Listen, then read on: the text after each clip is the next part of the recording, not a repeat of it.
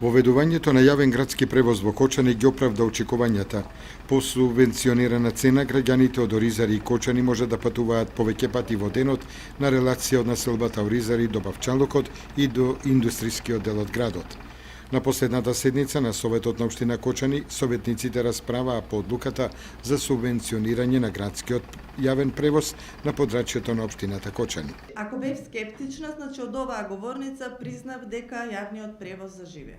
Меѓутоа, имаме еден друг проблем кој што може би започна од минатата седница кога дискутиравме по една ситуација, а тоа се однесува колку ние како локална самоуправа обезбедуваме услови за обезбедување на овој градски превоз.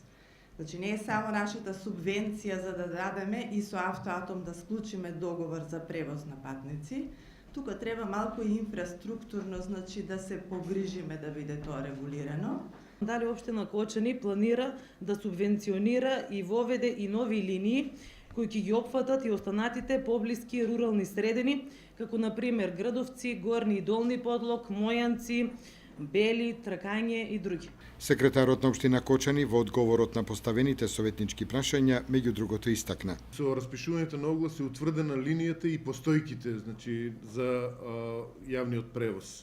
Врз основа на тој и се реализира моментално сообраќајот.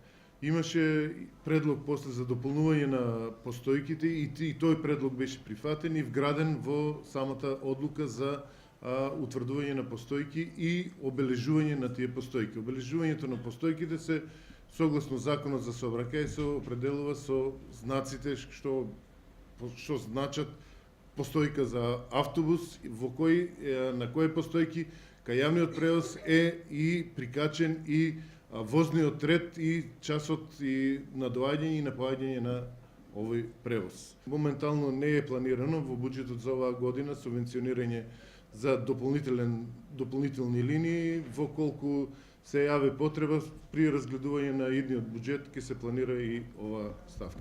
Инаку субвенционирањето на цената на градскиот јавен превоз во Кочани општината ќе го реализира и годинава во соработка со автотранспортното претпријатие Автоатом.